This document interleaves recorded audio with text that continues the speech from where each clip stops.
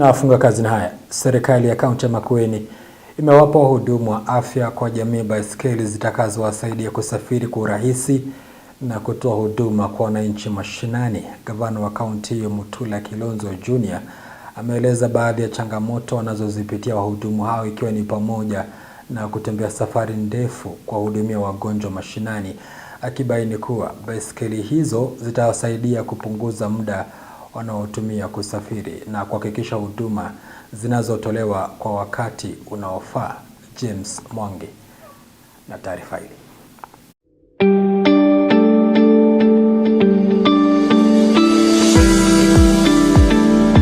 Kama njia mojawapo ya kuimarisha huduma za afya kwa wananchi mashinani, serikali ya kaunti ya Makueni imewapa baiskeli wahudumu wa afya kwa jamii zitakazowasaidia kusafiri kwa urahisi wanapoendelea kutoa huduma kwa wananchi mashinani. To officially launch the Community Health Promoters Bicycle Program and flag the bicycles for distribution to Ebingoni Nzambani Ward, Tange, Kikombulio North, and to reaffirm our commitment to the free ambulance program to the people of Makueni. This is not just an occasion of launching bicycles.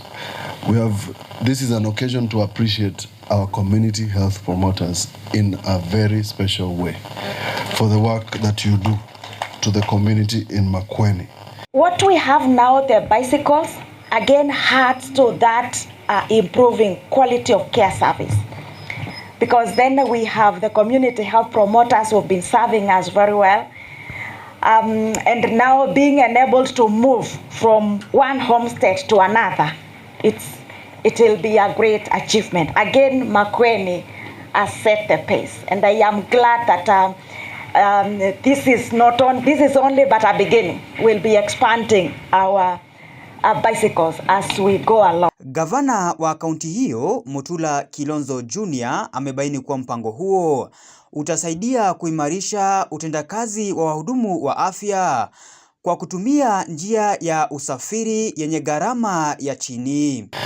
So, we are now going to make your work easy. Other than giving you a bag, giving you facilities, I have instructed, and it is in the budget, that you will get what you call glucometers, strips, painkillers, ndawazia wetu dewormers, and others back into your bags.